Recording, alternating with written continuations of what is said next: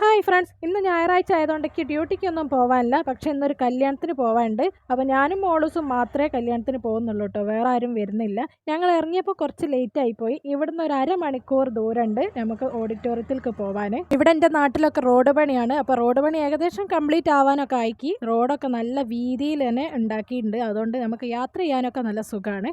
അങ്ങനെ ഞങ്ങൾ ഓഡിറ്റോറിയത്തിൽ എത്തിയിട്ടോ. അപ്പോൾ പുറത്ത് ആരെയും അധികം ഒന്നും കാണാനില്ല. അങ്ങനെ ഞങ്ങൾ നേരെ അകത്തേക്ക് പോവുകയാണ്. അകത്തെത്തിയപ്പോൾ കുറേ ആൾക്കാരൊക്കെ അകത്തുണ്ടായിരുന്നു കേട്ടോ.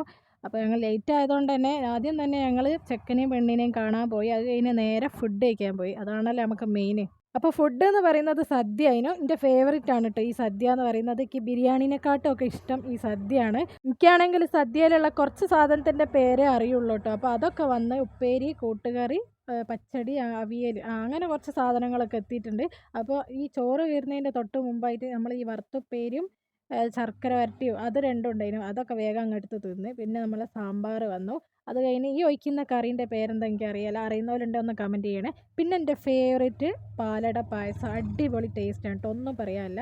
ഫുഡ് കഴിച്ചതിന് ശേഷം ഞങ്ങൾ ഓഡിറ്റോറിയത്തിൽ കുറച്ചിങ്ങനെ നടന്ന് ഫോട്ടോ ഒക്കെ എടുത്ത് അത് കഴിഞ്ഞ് ഞങ്ങൾ നേരെ വീട്ടിലേക്ക് പോവുകയാണ്. അപ്പോൾ ഈ പോകുന്ന വഴിക്ക് ഒരു വീടിൻ്റെ മുറ്റത്തുള്ള പൂക്കളാണ് കേട്ടോ അത്.